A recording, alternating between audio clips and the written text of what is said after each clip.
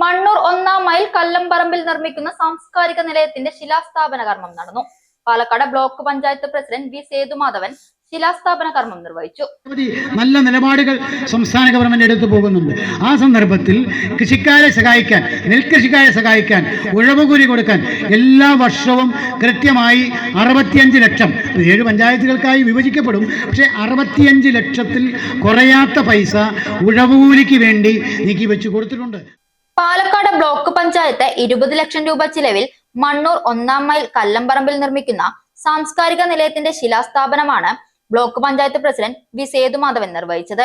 Panchayat president S Anitha അധ്യക്ഷത വഹിച്ചു.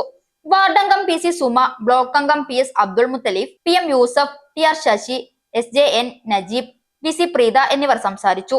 മണികണ്ഠൻ സ്വാഗതവും ശൈലേഷ് നന്ദിയും പറഞ്ഞു. സൗജന്യ വൈഫൈ കണക്ഷൻ അങ്ങനെ വരാൻ വഴിയില്ലല്ലോ. ഫ്രീ മോഡം ഇൻസ്റ്റലേഷൻ ചുമ്മാ.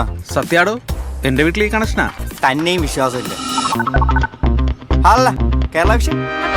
കേരള വിഷനിലേക്ക് സ്വാഗതം. ഇപ്പോൾ വൈഫൈ കണക്ഷൻ എടുക്കാം ഫ്രീ ആയി.